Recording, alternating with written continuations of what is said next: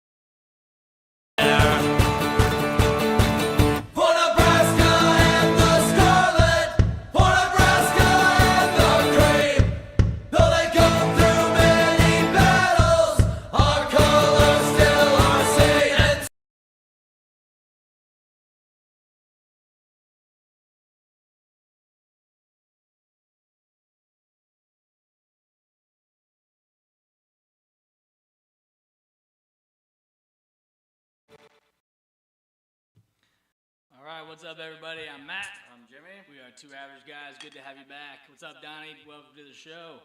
Hey, before I just realized I didn't even put my hat on. What am I know doing? neither of us are wearing a hat today. It's kind of weird. Well, got to get that shine off that dome. I guess. Jim. I mean, you're not sweating, which is good. We didn't get our makeup put on today, so I guess. hopefully we look okay on camera. My sunburn faded. I had backwards hat, big red, sunburn Yes. blotch on my forehead. You did. Hey, before we talk about football, I want to give a couple shout-outs. Shout-out number one, Bud Crawford, my man, coming through, undisputed. It was awesome. Pound for pound. He beat his ass. Best boxer in the world. Listen, we are talking about not just him being the best boxer in the world right now. I mean, you got to start comparing him to guys like Ali, Sugar Ray Williams, or Sugar Ray Leonard. Sorry, Sugar Ray Leonard, Tyson, Floyd. Yeah, I mean, Holyfield. Floyd and Canelo said last night that he's better. He was than better Floyd. than Floyd, and he's fought both. Mm-hmm. And he fought Mayweather when he was like 22. Yeah, like when Canelo was 22. Yeah, and Floyd, he was kind of up and coming. Yeah, so I think Manny Pacquiao, like you got to start putting him in the name with the greatness in boxing. Mount Rushmore, baby. Yeah, Mount Rushmore boxing. What 42-0, 31 KOs. I thought he was gonna knock him out in like 10 or 11. It didn't matter, and he didn't need to. No, I mean maybe he did because the judges that scored it like 115 to 113, two of them, get out of here. Yeah, listen, there was a lot of hype going into the fight. I know. He went up a weight class. Two weight classes. So undisputed, best boxer in the world. Congratulations, Bud Crawford. Absolutely amazing. Awesome. I didn't stay up for the fight, but I did get to see quite a bit. I did, and I'm tired. I'm paying the price today. Yeah. But it was worth it. Good. So shout out to him. Next shout out is Nebraska volleyball. They are currently undefeated as well. I believe 8-0. They swept a lot of ranked teams too. Swept GCU yesterday. Got a lot of backups in the game. So congratulations to Nebraska volleyball. And then our Husker football. We are also 3-0. So we had a good day yesterday in Nebraska for sports and for the state in general. It was just a really good day for Nebraska. It was a fun day. And UNO got the sweep in volleyball as well. Oh, okay. So good job, Mavericks. So let's talk Husker football. And we'll talk a little bit about other football. There was a lot of upsets yesterday, or not a lot of upsets, but there were upsets. There were some, I think, some big impact to when you look at like best players in college football, Heisman tracking, those types of things that we'll discuss. Playoff rankings and stuff like that. Yeah, playoff implications. Or implications, I guess. Yeah. So we'll talk a little bit about that. But let's talk Husker football first. So Nebraska football, we come out and kind of a cut, copy, paste from last week. Little bit of a change, though. We did get our backups in, our second team in for the entire second half, including third and fourth string. So, that's great. That's what you want. I mean, that's what those games are kind of for. Yeah. That's why you pay an FCS team to come play you. Yeah. So you can get some guys some experience. And really, we have Matt Rule talked about it in the post game because they asked him about getting the guys in the second half to start the second half rather than doing what we did last week where they come in the third quarter. Right. And so maybe can't get the flow as much. You come in knowing you're coming in for the second half and you're going to play the whole second half, or majority of guys are going to get to play. It's a lot different. Hey, quiet. Sorry, my 5-year-old won't stop talking. And he said in his press conference, he goes, the reason why we did this game in the second half was when you tell guys, hey, you're getting the start in the second half at halftime, it gives them a little bit of time to get prepared and get ready to go out and play. And so for them to have that mentality and get in the moment and get the excitement saying, hey, I'm playing, start of the second half, I know exactly what I need to do. I know who my mates are, going out there so we can continue to kick some ass. Like Donnie said, we did kick that ass. And so I thought Raiola had another fantastic game. We look at his last two games. He's 15 of 21 yesterday with 222 yards and 2 TDs. I mean, it's nothing crazy, but against a team like that for the first half, I mean, what more can you want? Yeah, I mean, 6 incompletions. A couple of those were throwaways. And one was a drop by Lyndon Meyer that hit him right in the numbers. And he just got, he started looking upfield like, this is going to be a big play, and stopped it. It happens. And it was going to be. So you got TJ Lateef, who goes 5 for 5 for 125 yards. He gets a rushing TD, has a passing TD. Gosh, he was 5 for 5. Yeah. And Gramstad was 3 for 3. So Gramstad starting year 2025, 5 for 5. No incomplete, and so we have no interceptions this year. So our quarterbacks are taking care of the ball, which is fantastic. And again, you can talk about Gramstad. Yeah, he comes in, kind of mop up duty, but still, like would have been nice to score, but whatever. Yeah, you still want to be accurate. You still want to have that. So we have, but Dylan Raiola and Lateef are the focus right now because both of those guys are playing with urgency and just overall playing really well. They're protecting the ball. They're not making horrible mistakes when they throw the ball. No. When they need to get rid of the ball, they're getting rid of the ball. Obviously, Lateef didn't need to do that yesterday, but just really good protection. I think I texted this yesterday. I was like, man, did we open up more holes with the second team? Because it was like, they were just gaping holes. And it was like that way last week, that long touchdown run that Ives had. It was just like one cut, hit a hole, gone. Yeah. And that was kind of what it was like again yesterday, which is great. Yeah, and my goodness, like let's talk about Quentin Ives running that ball. That guy refuses to go down. Patrick, quiet. He refuses to go down.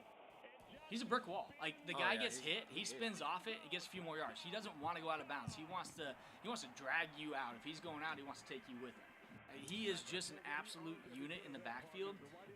85 yards rushing yesterday, 7 yards average, and a touchdown. I mean, you can't. And he had like 30 yards receiving or something like that. He had 115 total yards. Yeah, 36 yards receiving on 2 receptions. So we're getting our running backs out of the backfield, catching the ball. We know Emmett Johnson. We know what he can do. Yeah, he's gonna catch a bunch. 78 yards yesterday with a couple TDs. Ja'Cory Barney gets his first reception TD as a Husker. He had 3 rushing TDs last year. He gets first reception TD. Yeah, I didn't realize that.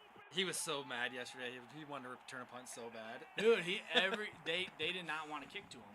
No, we only had 1 return punt, 1 return kick, and again, the return punt was like 28 yards, and the return kick was 38. Right. So, or the other way around. Yeah.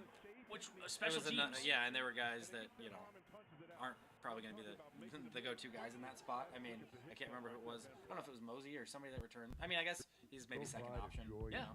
But at that point in the game, Barty wasn't playing. But still, I mean, it's something to have a guy that can come in and still return and get some good return yards. It's something that we haven't seen on special teams where we're getting positive return yards. We're doing either a lot of fair catches with no one around us, or we're getting like 3-4 yards and or fumbling the ball. So like we've seen this step up in our special teams.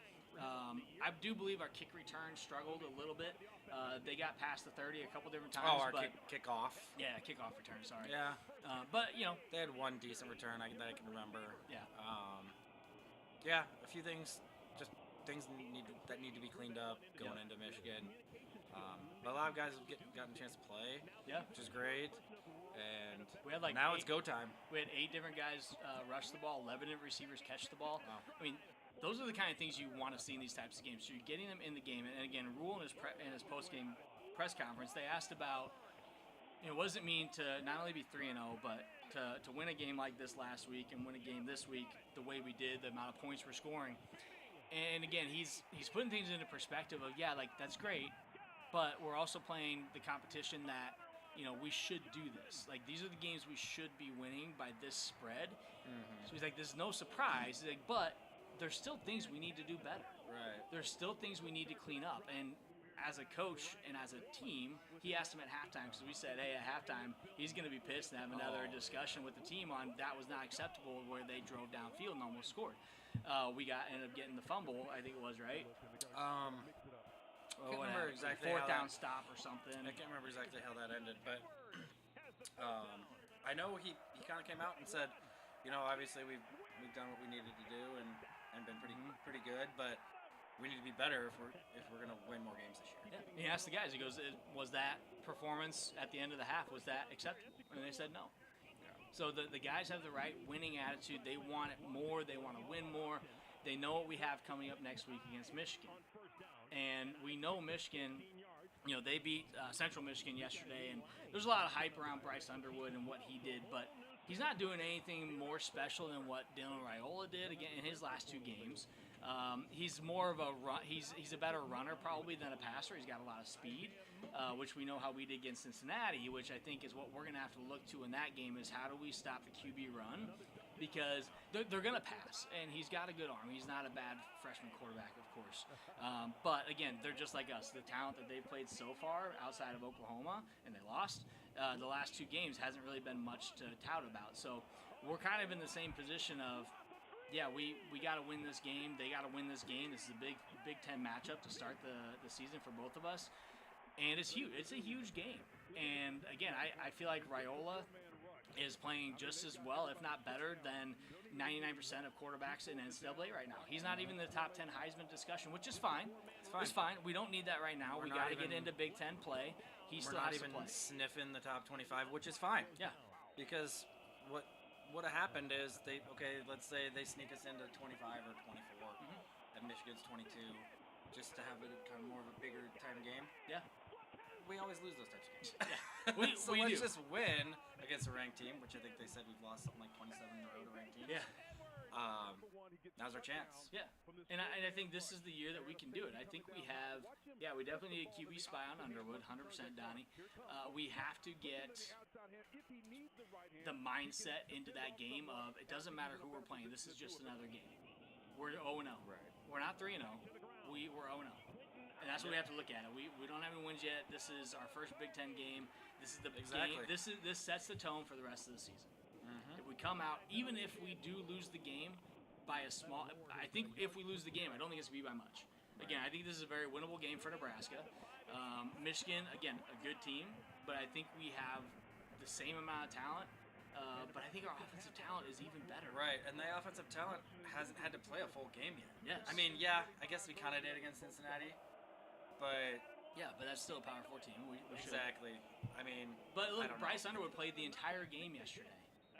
The entire game. And his numbers were no better than Dylan Raiola's, except for rushing. He had 114 rushing yards. But again, from a passing standpoint, like, why do you have your starting QB playing an entire game when you're playing Central Michigan and you win 63-3?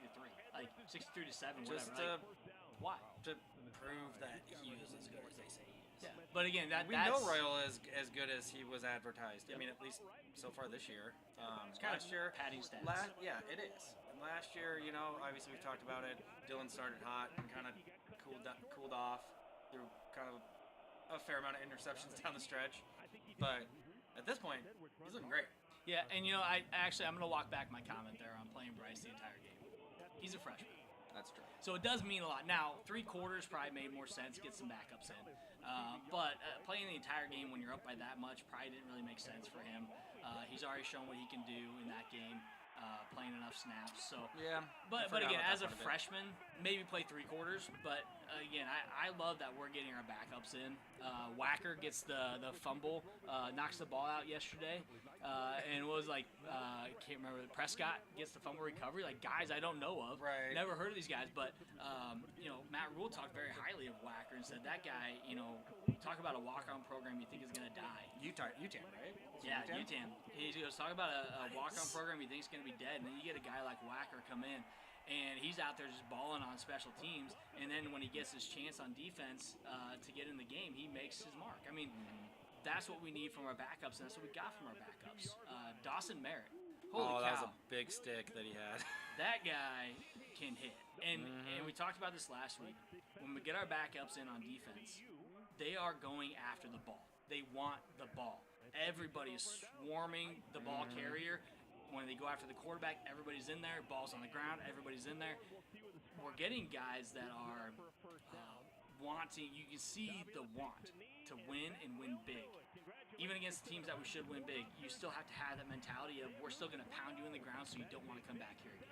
Right. And as much as I would have liked to have pitched back-to-back shutouts, it was almost kind of good for those guys because, I mean, like you said, they're all going to the ball. Yep. I mean, they should have tackled him for a loss, but then you had too many guys going that maybe they'd take a step back and say, who's out of position? Yep. Like, let's stay in your lane, stay, whatever.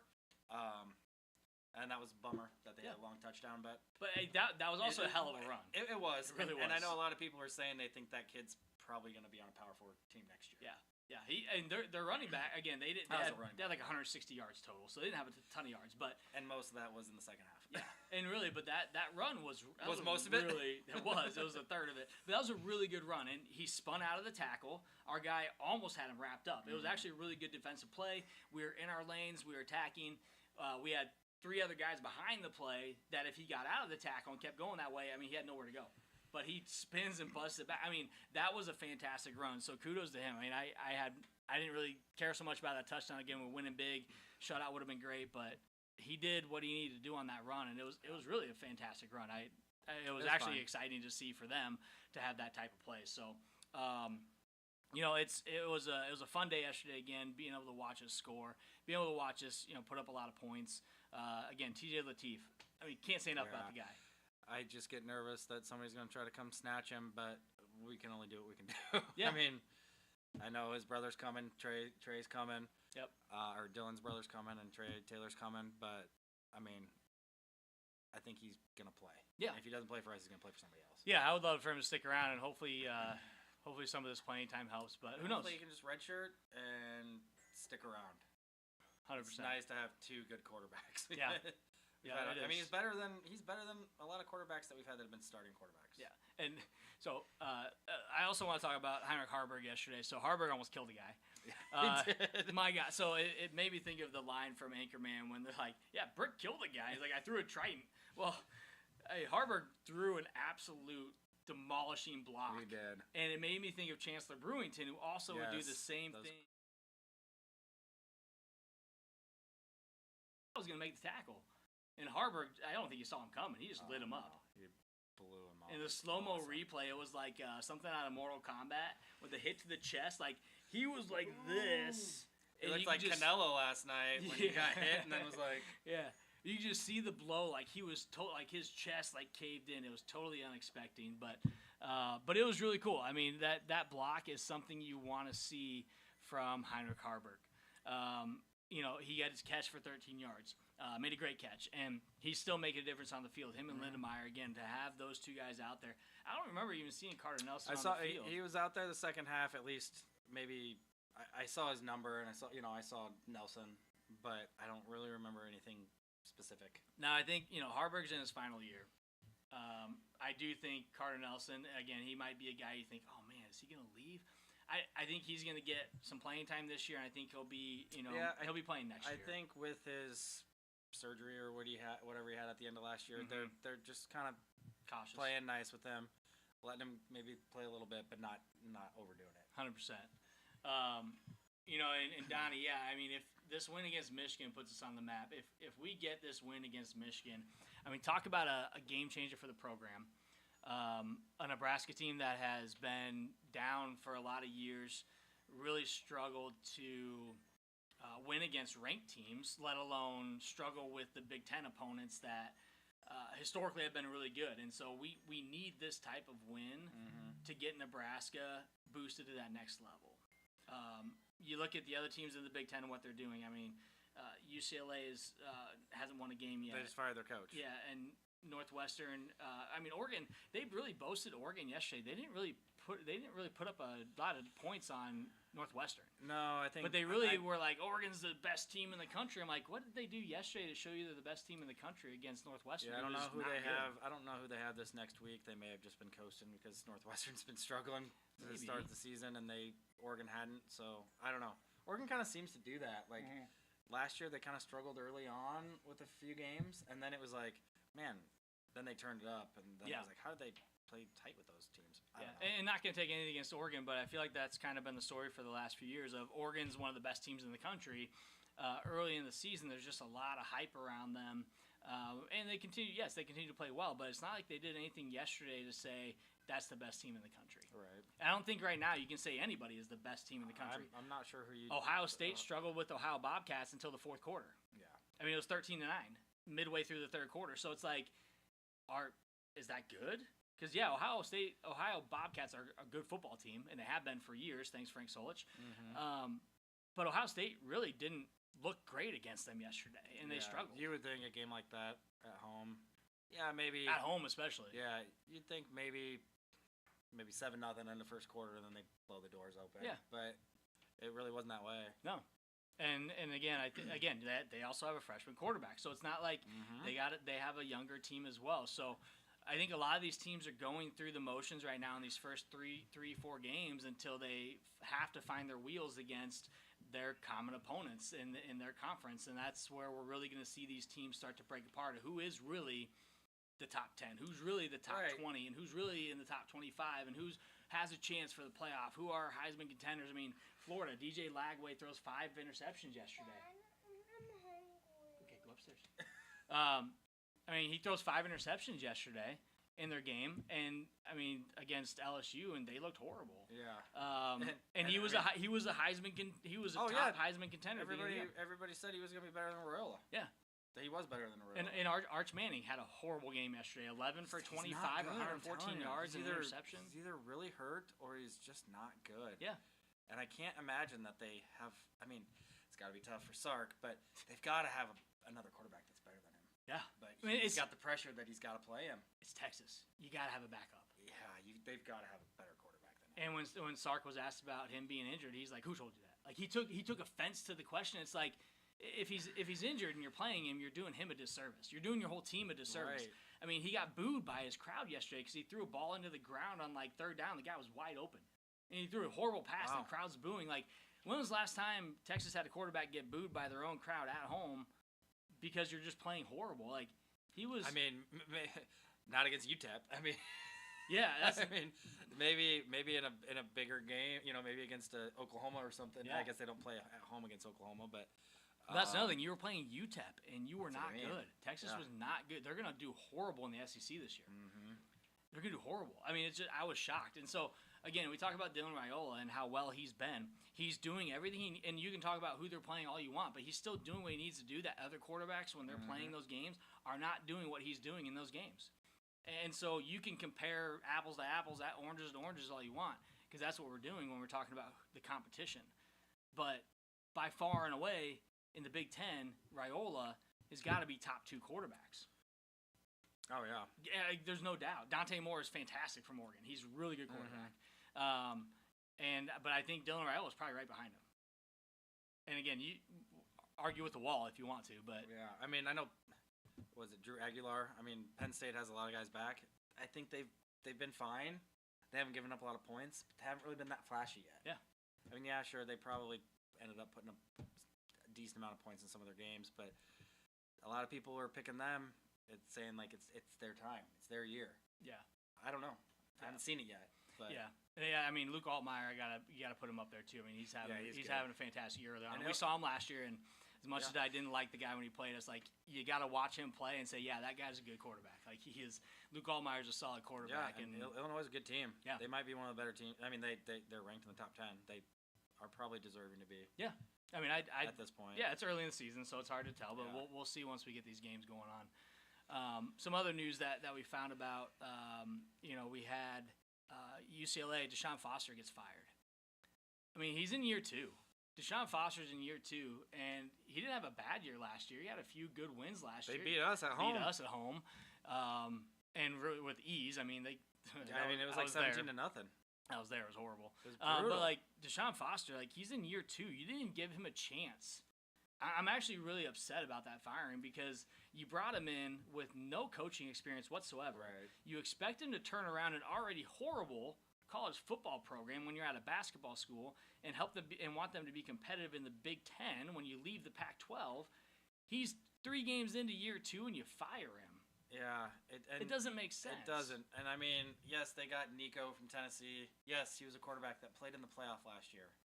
They got their doors blown off by Ohio State in that playoff game. But he comes in, they paid him a bunch of money, and he sucked. Yeah, he has sucked. Yeah, and again they had 12 fans there. Yeah, and they don't I don't know if you saw a picture of that stadium, but there's nobody there. And they don't have the supporting cast that he probably needs to help him be successful, like he had at Tennessee, which is why they're like, oh, the quarterback who went from UCLA to Tennessee is successful. Well, yeah, they got more weapons at Tennessee. Mm-hmm. They don't have that yet at UCLA, so they didn't even give Foster the chance to bring in guys to help his team. Yeah, he's in year 2.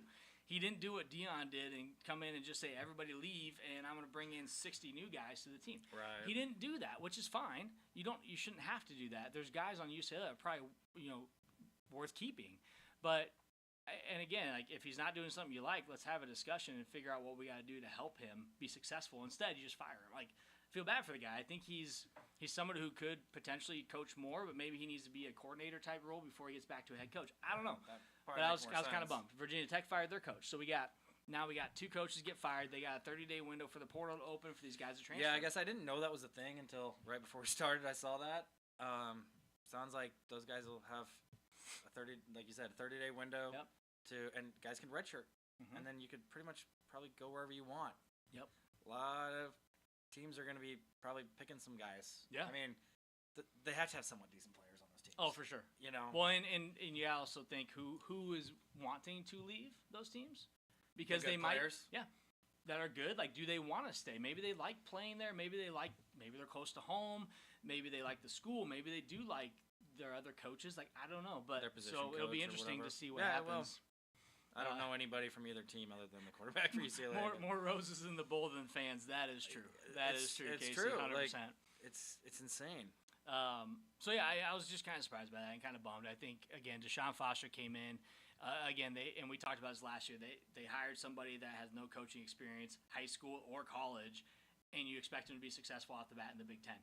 You set him up for failure in my experience. Great ball player, of course, when we watched him play football. But I wish he would have had a bigger chance. I really was interested to see what he could do at UCLA to turn that program into even just a respectable program. Anyways, so that's my thought on that. Yeah, I guess we'll see who's next up for coaches on those teams. Yeah, we did have some losses yesterday for some teams, Jimmy. So who lost last night? Notre Dame. Notre Dame lost. So Notre Dame's 0-2 now. They're still ranked at 0-2. That's about the dumbest thing I've ever heard in my life. They lost to A&M yesterday, who was, I believe, no, they were ranked. They had to be ranked. They're in the SEC. No, they might have been unranked. I don't know. I can't remember what they were. You can check the scoreboard. I thought maybe they were like... They were 16, okay. Okay, yeah. Yeah, I mean, Notre Dame missed an extra point, and that's the difference. Yeah. Of course... Before that happened, I was watching the game. And sorry, I didn't watch the game. I was at a comedy show. So before that even happened, So their DBs are kind of suspect, of course. Not the best backfield. Notre Dame. Notre Dame. Okay. Yeah, I mean, but their best Watts is gone. Yeah, their best DB got ejected for targeting. Oh, okay. That was an absolute horrible call. Absolute horror. And again, I will defend targeting all day long when it comes to ejecting guys. The quarterback's running the ball, and as he goes down, he turns left like this and puts his head down to brace for the hit, and the guy goes low, so he didn't hit him high, and he hits him in the shoulder pad. They called it targeting because he led with the crown of the helmet, and they called him defenseless. He wasn't defenseless. He was running the ball, and he saw the hit coming, and he braced himself for the hit. It wasn't targeting. He shouldn't have been ejected. And then they were able to pick on that backup, and it was just not a good. It was not a good call. It was not a good call. But Notre Dame still failed on their extra point, which was not a bad snap. The holder just didn't catch it. I did see the replay of that, and I was like, I guess I didn't see what happened there. Yeah. Like why? It was. Why did he just like pick up and start running or whatever? It was horrible. And at first, I didn't see the actual botch snap. I thought it was like a fake, or I thought it was an extra 2-point conversion. I'm like, why are you going over 2 points? It kind of seemed like it was almost like a fake. Yeah. It's just the one replay that I saw. So anyway, it was a perfect snap though, and the holder just didn't catch it. And that's the difference in the game. Well, and then, of course, your boy Borkature had to have a touchdown with 13 seconds left to win it for A&M. Yep. Good for him. I really liked him. Heck yeah. I don't know why he left. I mean, I like Lindenmeyer too. Yeah. Kind of a bummer that Borkature left, but I don't know if they came with some money or what, but it is what it is, and he's a Nebraska kid. But hey, we know Rex is happy. Fine. Yeah. I texted Oh, him. yeah. Yeah. Did you text him? I texted him, and he goes, That was man, the first thing I saw when I saw the highlights after we got out of the show, and I saw that A&M won, and I saw the highlight of his touchdown. I did see on Twitter today that there was some Notre Dame, well, at least one Notre Dame defensive player that pretty much got tackled by the O-line, and they did not call it on that touchdown. On the final play. Yeah, that was pretty rough. I would have been super pissed. I'd be super pissed if I were them today. And you know what's funny is we were watching. Maybe that's why they're still ranked, because they lost by 3 and they lost by 1, and there's plays here and there. Yeah. Well, and the play at the end of the game, there was definitely a hold on, I guess, for Notre Dame on their left side of the line. Definitely a hold. I mean, it was pretty obvious. They should have called it. But here's the thing: they hadn't been calling holding all game for neither team. And my brother Andrew, big Notre Dame fan, and we were texting back and forth, and he said they will not call a hold, and he goes, really on either side. And again, which is okay. And again, the very last play of the game. Yeah, it's okay until really you go back and forth, and then one team's gonna score and win or not, and then they don't call it. Mm-hmm. Yeah, that's too bad. And it was pretty obvious. So Notre Dame's 0-2. I don't know the last time they've started the season 0-2, but I really don't know. They lost by 3 to Miami. Miami actually looks pretty good. Yeah. They blew South Florida out after, South Florida beat Florida last week. Yep. And, then they lose by 1 to Texas A&M. They was at home. Yep. That's not going to help them. USC's ranked. I don't know how many other teams on their schedule are ranked, so they're going to have to obviously run the table. Yeah. They even have a chance. As a 9-3, I mean, if let's say they lose one more game, they don't have a conference championship. I don't know how you can get in, even if you were in the national championship last year. Yep. I mean, obviously there's a lot of other games that need to play out, but and I think even at 10-2, I think they're going to have to blow some teams out of the water to have a chance with 2 losses. And really, at that point, if they do run the table, they would have somewhat of a compelling argument that, hey, we lost on the road close games, Miami by 3 in week 1, and we lost by 1 point from a missed extra point, and we won 10 in a row. At that point, I'd say they have a case, but right now they got a lot of work to do. They got a lot, and it really is the quarterback. Their quarterback play is not good. He's a freshman.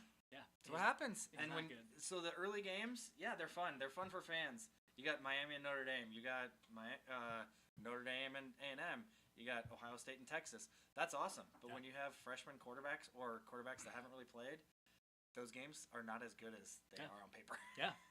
Yeah, it looks great when you have experienced players and maybe an experienced quarterback. When you got young quarterbacks against, again, Arch Manning against Ohio State, you could see that they were outmatched. And Julian Sayin was a freshman there for Ohio State, and he didn't look that great in that game either. He's got better weapons, though. He does. He's got much better weapons Jeremiah, on offense.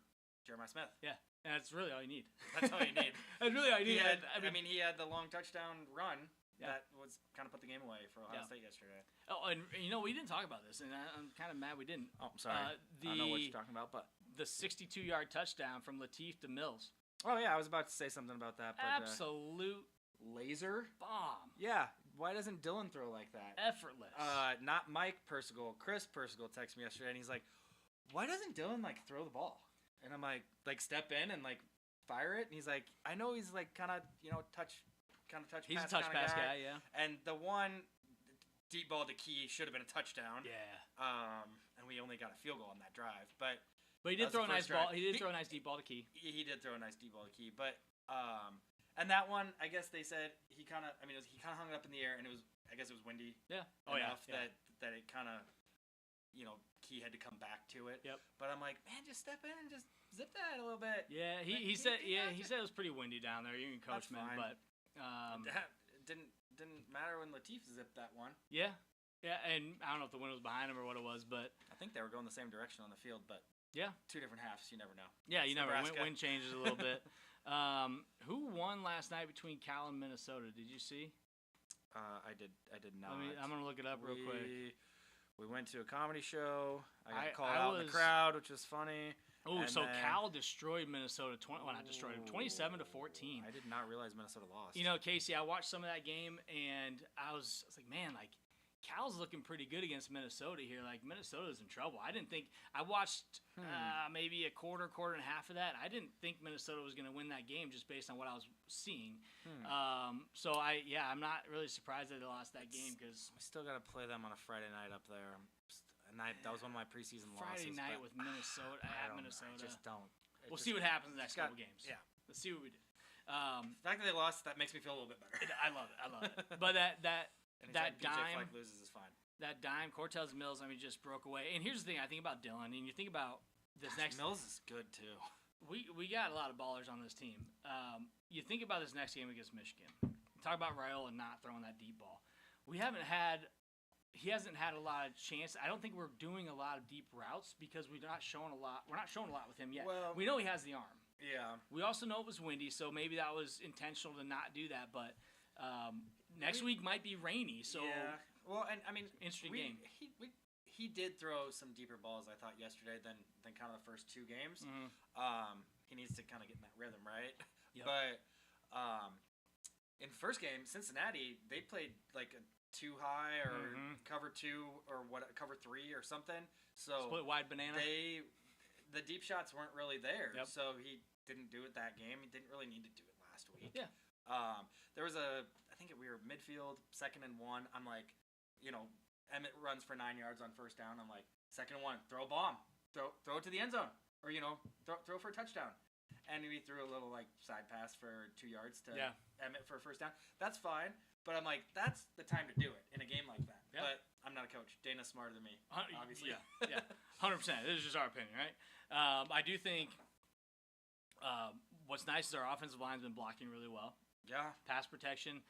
We had some really good runs yesterday. Emmett had some great runs. Again, we're getting guys out of the backfield. He's getting to his check down if he needs to get to his check down. He's hitting the check down. We're doing a lot of good things offensively to help us be successful in the Big Ten as we move forward.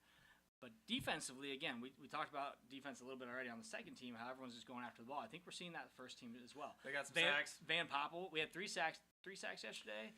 Van Poppel, that hit that he made, and Williams Nwarni picks it up. However you say his name. Man, I didn't know if he was going to make it. He picked up that ball with one hand. I'm like, the guy behind you is going to swat that ball out of your hand. He didn't maybe that was his full speed, but it was almost like he let up as he was going in, and it was just like, how many of those times you see the guy drop the ball before he goes over, or somebody catches him, and I was like, man, just get in there.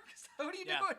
But no, I think he slowed down a little bit. He did, but I don't think he realized that the guy was as close behind him as he was. Yeah. But no, that was awesome for Van Poppel because they were harping on him. I don't know. He missed a tackle or he did something. He was out of position or something, and they were kind of harping on him. And then right after that is when he got the strip sack. Yep. Fumble touchdown. Well, and then they're like, oh, I don't know if you know this, but Riley Van Poppel's dad was a Major League Baseball player. I'm like, oh, now you want to talk highly of him. It was great for Van Poppel because he's a guy who's worked really hard to get in the position he's in today. He's a single-digit guy. And he worked his butt off yesterday, played a really good game. That sack was a fantastic hit. Again, and when he hit, he came in like this, down, try to get the arms to help jar out that ball. And it was perfect. And to get a scoop and score is something, again, we don't see a ton on our defense. And so it's really good to see that happen. +2 on the turnovers. I mean, it's weird when you don't turn the ball over and you get turnovers, and then you have special teams that don't miss kicks and don't let punt returns go or anything. And then you start winning games and looking pretty good doing it. It's weird. You win the turnover battle, you're going to win a lot of games. Casey we talked about Raiola and kind of that touch pass. I think that's the biggest difference between him and Latif. Dylan Raiola is very much almost like a perfectionist. Like he wants to put it in there right where it needs to be. So he's more of a touch guy. While Latif's like, I'm just gonna zip it into you. Like he's gonna do that. And that's what I see the difference between the two of them. Absolutely. Like Raiola, pushing shot put type style. Definitely a touch pass more of a quarterback. touch passer, which is fine. I wish he would get. I wish he'd have a little bit more touch in the corner of the end zone or the pylon when we're inside the 10. Right, and that was, I know. Obviously, nobody can ever be pleased, right? Or not everybody can always be pleased, but we go down that first drive and we settle for a field goal, and it's like, oh man, we got against this team and you can't punch it in. You're not gonna score a touchdown every drive. No. But we do need to get better at scoring touchdowns in the red zone. We can score long touchdowns. Yep. We get in the red zone, we've got to figure out how to score some touchdowns. Yeah, and that's something that Rule touched on in the post game last week and this week because we had the struggle last week. We had to kick a field goal, fourth then we down got stop. Exactly. We had the fumble, but then we had a field goal. Then we got the fumble, and then we got the safety. And those things happen, so it's 5 points. It's weird, but it's one of those things that happen in college football. And so, but those are the kind of things that, when it comes to our next opponents, we got to clean up. Like we have to clean up those little mistakes. You're gonna have mistakes in games. You're gonna have things that don't go the way you want it to go as a football team, as a coach. It's about what do you do next and how do you overcome that. We have the fumble on the 2-yard line. Johnson fumbles it. Guess what? We get a safety. So our defense picked him up. So you got to pick each other up offensively and defensively, and that's what being a teammate is. That's what being a team is. And I think that's what the culture that Matt Rule and his staff are trying to build is, hey, if you screw up, there's another guy that's going to come in on the other side of the ball, and he's going to pick you up. Yeah. Like, they score on us, we're going to go back down and score on them. We're going to, that is a different culture mindset that Nebraska has to have rather than seeing guys hang their heads on the sidelines. Yeah. Which we've seen in the past. It's not about what happens this drive. It's about what happens next drive, whether you're on offense or defense. And that's the mindset we have to have going into Michigan, going into USC, going into all these other teams we play on the road or at home. Like, if you have that mindset of, I got another guy that's going to pick me up if I don't do what I need to do or if I fail, then I'm going to be better next drive as well because they picked me up. So, quick question for you. So, wait, what did he say? Hold on. Go ahead. All right. Just have one quick question. Yep. We'll get to Donnie's When question. let's say we win the toss this week, do we take the ball? Or what would you want to see? I would defer. Yeah. Yeah, it's tough. I mean, we take the ball, we go down, we score, place gets rocking. Yeah, that's fun. Defensively, we get a stop. But if we can, defensively, you get a stop. I mean, I'm big on scoring at the end of the half and getting the ball back. I feel like we always defer. Or whether you're up or down, you get the ball started second half. Yeah. You're in a good spot. So, and I think any more nowadays, I think you see more and more. Whoever wins the coin toss defers. Like you see that more and more throughout football, even in pro. Like they're not saying I'm gonna take the ball. They're gonna say I'll defer. Like they'll go ahead and take it in the second half because I think you can set even if let's say you're losing by 3 going into the second half, or even losing by 10, you come out in the second half, you score a touchdown, boom, like that sets the tone for the second half. Right. So I see it either way, but I think if we win the toss, I bet we defer. I think so too, just because, and then we can get to Donnie's. You got Bryce Underwood coming in. Mm-hmm. Hostile environment. Yep. I know they played at Oklahoma already. We're more hostile than But Oklahoma. they struggled at Oklahoma. So, come in. Yeah. Get the boneyard popping right off the bat. That's kind of what I'm thinking. Let the defense set the tone, and our offense come out and for sure. Go ahead and maybe Barney gets a return or something. Yeah. And Not for a touch. I mean, for a touchdown would be great. Get a big return. Just get a decent return and just keep it popping. I do feel like we're gonna get a kick return or a punt return this year. I mean, we got some guys that have been really, doing a good job of returning the ball and getting some good yards, finding the holes on the returns. We're gonna get a return touchdown this year. It's gonna happen. I don't know when. I don't know who.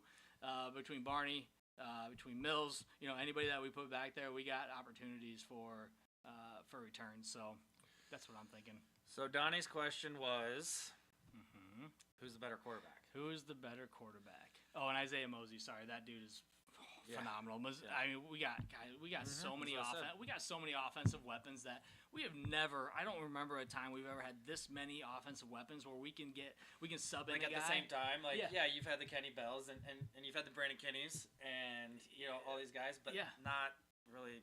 Not too deep. All together. Not too deep. And not with a quarterback that can really sling it to him. Yeah. So we got too deep at QB, too deep at the wide receiver, 3 deep at some positions where I think we're not missing a beat, which is something to actually raise the roof for. So who's the better QB? I mean, Raiola is the simple answer. Latif looks phenomenal. I love him. I'm really excited about him. That's why I said I'm nervous that he's going to leave. We just haven't seen enough of him. Yeah. And we've seen enough of Raiola. And, I mean, it's a fair question because Raiola did struggle once we got into Big Ten play last year. Yeah. If he does again.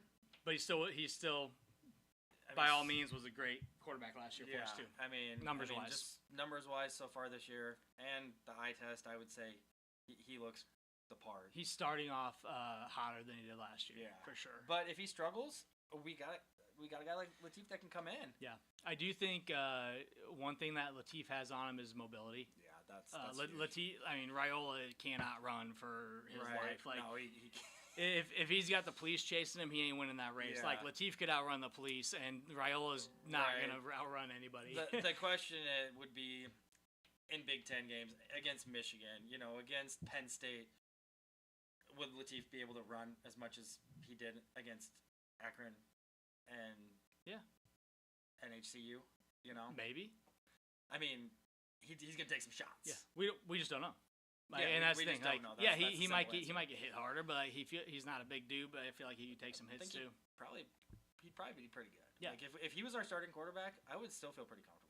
Yeah, 100%. I do think Raiola's probably got to step up on him, just more of the experience, more. I think Dylan's got more of a well-rounded. Maybe football repertoire, if you will. Like he can throw left, heady, right, touchdown. Right. And I feel like Latif, everything's a little bit different with how he throws the ball. But again, it's hard to tell. It's hard to compare the two. But right now, I'd put Dylan above Latif. But again, if we have the opportunity to bring Latif in or need to bring him in, or maybe even like some special package where they're both in the game at the same time to kind of throw things off, like I feel like we could do that, and I feel like Latif would be successful. Yeah. Or if, hey, Dylan, we need a special play where we're gonna do a QB read. We're not gonna have Raiola do a QB read. Let's bring in Latif to do a QB read because Latif can run the ball and Raiola cannot. Yeah, and who's to say the first half of a Big Ten game could be kind of a struggle offensively, and we bring Latif in maybe to start the second half just to get a spark and see if he can bring something different, and maybe get back in the game if we're down or whatever the case is. And I think that's what he has shown early on is, hey, I can be successful. I can play this position, and if you need me, whether it's a play, 2 plays, an entire game, like I'm ready. And I think he's shown that early on that he has what really it good takes. poise early on. He has what it takes. Again, he's another freshman that can play quarterback, and we haven't had, I think, especially haven't had a freshman backup that can come in and say I'm ready to go. No. So we have back-to-back freshmen that can play football, and that's really exciting. The only one I can think of, the only one I can think of is Tommy Armstrong because he came in later on in the season after an injury as a freshman, and I think he won like 7 games in a row. Yeah. So Tommy Gunn, he's good.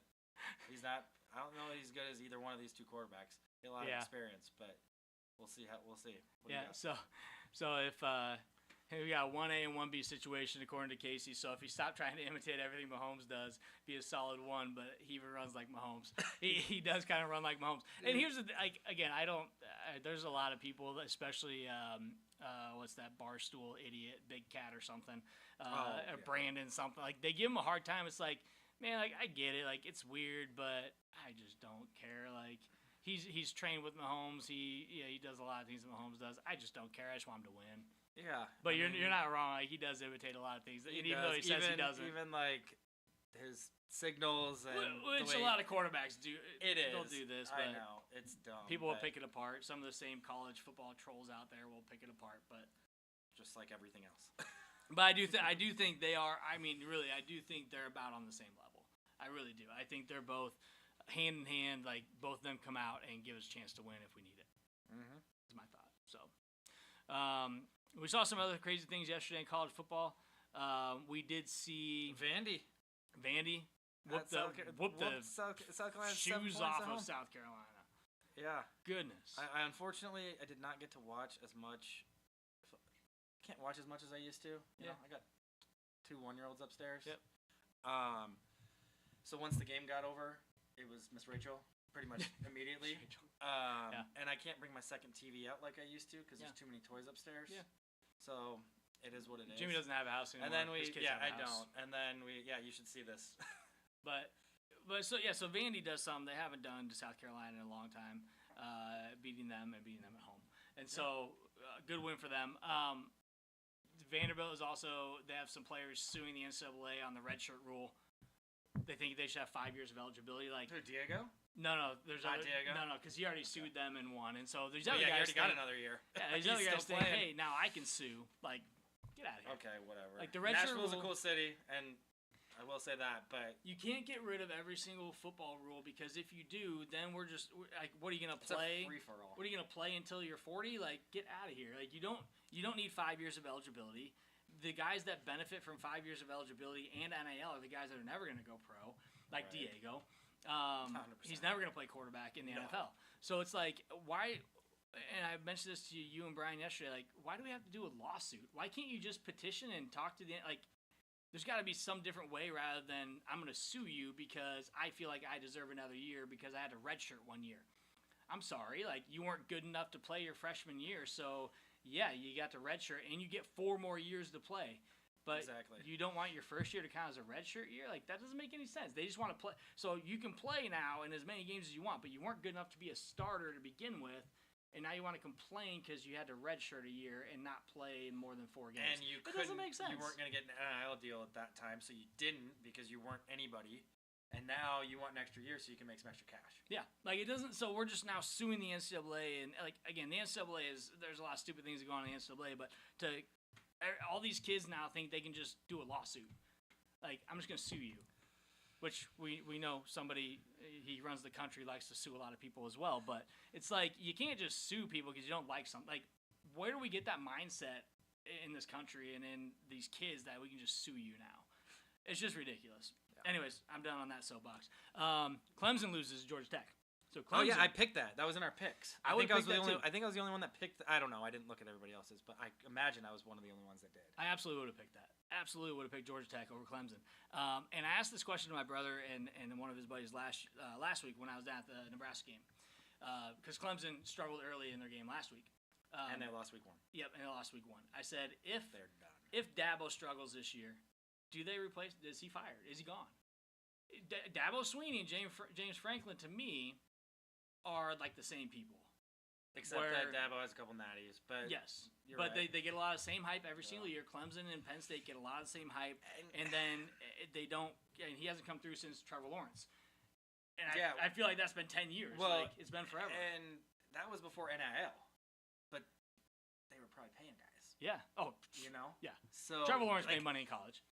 Clemson was like stacked. But wasn't that like – that had to be like – And now it's not that way. Was that 2017? It's like 7 years ago. Something like that. So it's like it's been 6-7 years since you've won a natty. You always get all the hype. You don't meet the hype. You might win the ACC, but that's about as best you do. They got lucky. And I saw somebody posted after they lost yesterday that they were 2 plays away last year from losing their last 2 games of the season last year. They would have they lose like 6 out of their last 7 games or something. Yeah. And yeah, they were fortunate enough that they got lucky enough to win the ACC last year. Sure, yeah, luck, you can say luck, but they barely snuck by SMU in that game. Last second field goal, wasn't it? Yeah. And both teams got into the playoff, but But the ACC I think is a little better this year. Yeah, but they're not the SEC. They're not the Big Ten. Very different conferences. I think by far the SEC and the Big Ten outweigh and are heavy hitters compared to the ACC. And Miami's good and Florida State's good. Yeah, Florida State. Yeah. We'll and I think Miami, again, time will tell on both those teams. But again, your original question was, is Dabo done at the end of the season? I don't know. That's a really good question. You know what's crazy is his first year was Bo's first year. No, that's crazy. And we played them in the bowl game. I remember that. And in the Gator Bowl, we beat them. Yep. And he's still there. Yep. It's crazy. And so I'd be curious to see what happens with Clemson the rest of the year.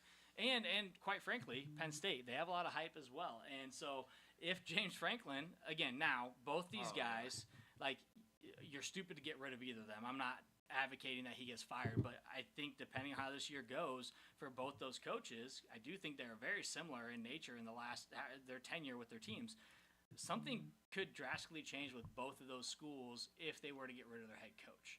So if Penn State doesn't live up to the hype, if they don't win the Big Ten championship, they don't go to the playoff, or they don't make a deep run in the playoff. Yeah, like is James Franklin going to have a job? They lost in the semi last year. I mean, the next step is to make the national championship, win the national championship. Yeah. I mean, we'll have to see. It'll be interesting to see how both those scenarios play out. Yeah, and Casey says no way they fired Dabo, and I don't think so either, but you never know. I wouldn't be shocked because right now, what if they go 6-6? Yeah, like team administrations or less.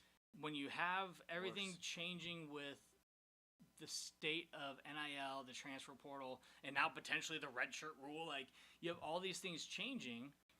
Dabo was resistant from the beginning on using the portal. And the portal, I mean. And now NIL. He doesn't like either of those, which again I don't disagree with any of that, but if he's not going to change and adjust, which I'm assuming he has, because again they're paying players anyways. It's just now out there in the open in public, and probably paying more. Saban got out right in time. Yep. Maybe Dabo, he's made enough money. Yeah. Look at Gundy. Gundy probably the same way. Gundy's probably gonna be. He could be out at the end of the year too. I'm surprised he has hair. Like that dude's got the biggest mullet. The guy that has so much hair. Probably more than any coach in college football right now. Because he's a man. He's a man. He's a man. He's 50 now. but like, I'd be interested to see what happens with Clemson the rest of the year. So obviously Dabo's pissed. He was really pissed at some of the questioning after their games, even after they won. So I don't know. I could see Franklin over Dabo for sure because I think Franklin actually has more pressure than Dabo does in the ACC. So yeah, it'd be interesting to see what Penn State does. So Casey, I'm with you on that with Franklin. I'm not sure. I really don't know for sure what Penn State's schedule looks like, but there's not 2 divisions anymore. They always had to play Michigan and Ohio State. Yep. And I don't think they probably have to play both of them this year. Maybe they do. I don't think so. But for some reason, I think I looked at their schedule at one point and they played one or the other. Dude, we always had to play Ohio State. We always did. What the Even though we were in different divisions. Yep. But it'll be interesting to see how that kind of shakes out. Yep. Georgia got a big win against Tennessee. I missed the missed field goal, whatever you want to say. Yep. Seemed like Tennessee probably could have pulled that one out. Well, it was stupid because they had 7 seconds left on the clock with a timeout, and instead of saying, you know what, we're just gonna kick a field goal now, they decided we're gonna run one more play. For a yard? For a yard or two. Or did they try to get position? He barely ran to the center. Okay. Yeah, I think they just wanted more time off the clock. They had it on the left hash, which I think is where they What wanted do you need more time off the clock for? Georgia's not going to score in 3 seconds. I don't know. Or less. I don't know. That's why I'm questioning, why the heck did you do that? You're already in position. You're in field goal range. You're on the left hash, which is where they ended up kicking the one in overtime, which I think that's where they wanted to be because he kind of ran up the middle, but he didn't really change position to where the ball was going to be. It was still going to be left hash, maybe a little more center. But you get a false start. Now you're 5 yards back. So now there's even more pressure on your kicker. and it changes from like a 35 to a 39-yard field goal. Like, I just don't understand Heupel's mindset there of let's run one more play. No, man, like, dude, just kick it. Kick it. Kick it. And then if you need, you got a timeout. If you need to call a timeout before you kick the ball off. Yeah. Which you shouldn't really need to do, but I think you can do that. Yeah. Like, I don't understand the mindset there of running a few more seconds off the clock. Like, kick the ball, get it down to, it's going to be 3 seconds left probably. What are they going to do with 3 seconds? Yeah, they could return a kick. But they could do that with... You could also kick it into the end zone. Yeah. And then they got to throw the ball 75 yards. Exactly. So it's like, well, I don't really... it was stupid. It was a really stupid play. I don't understand it. I don't care about either team, but Tennessee should have won that game. They should have won it. Georgia has not really looked that great to start the season. Nope. You know, they're always like top 5. You know, whatever. They're beatable. At this point, they look beatable. You can get them. Yeah, I would say that's fair. And they sneak out with another win. Like, then it's all going to be, how good they are. Yeah. It's like, and I think that's one thing you can say about college football right now is every team is gettable. There is not a standout number 1 team. You can talk about Ohio State all you want. Again, they struggled yesterday with Ohio. You can talk about Michigan all you want. Michigan was 5-7 last year. What makes you think in the Big Ten they're not going to struggle? Well, they already lost a game. Talk about Penn State. Again, they've been high on them. They're high on them for the last 15 years. And they failed to do what they need to do. Drew Aller is good, yes, but they don't have their big tight end like they had last year. So they lost a big part of their offense. What are they going to do without him? I think they're still going to be a good team, but there's a big difference between what they were last year and what they were this year. The only thing is, the only wild card is the rest of their offense because Aller's still there. You still have Illinois. Again, they could be a wild card in the Big Ten. Oh, for sure. I think it's wide open. Solid. Like I said, Miami, they beat 2 ranked teams. I mean, Notre Dame and South Florida. Yeah. I don't know. There's a handful of teams that are, maybe just a little bit above the rest, but there's not 1 or 2 even that are like. South Florida got ranked after beating Florida, who also sucked yesterday against LSU. So they got ranked because that's why the rankings are dumb. We always talk about it. We're not going to go into that because again, I'll go on a rant, and we're not doing that. But we don't have time for that. Well, and they also beat Boise State, who was ranked to start the year. But that's another thing because they have to do the rankings. Because of what Boise did last year. Yes, exactly. Because their quarterback is still not good. Well, their best player is gone. Yes. So your ranked in the top 25 was dumb. But no, there's a couple teams that are looking pretty solid, but it's wide open this year. It is. I really like it. It is. It's a lot different, a lot more parity. And we're a little better than we have been, so why not us? Could be fun. Why not us? Cheers to that. All right. We're about out of time. I'm Matt.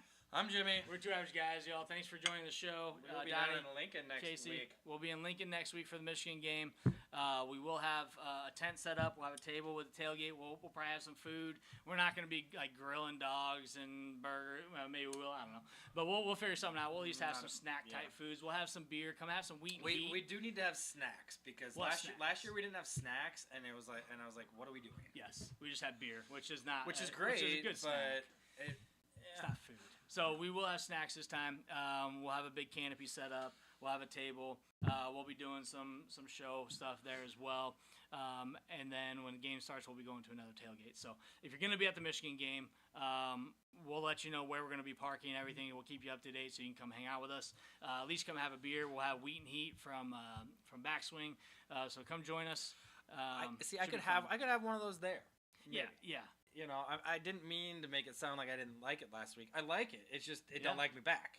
Yeah, it knocks you out. It hits hard. It does. It haven't really drank Fireball for the last few years, so it didn't like me back. Yep. So, anyways, appreciate it, guys. So, if you're down in Lincoln next week, hopefully we see you.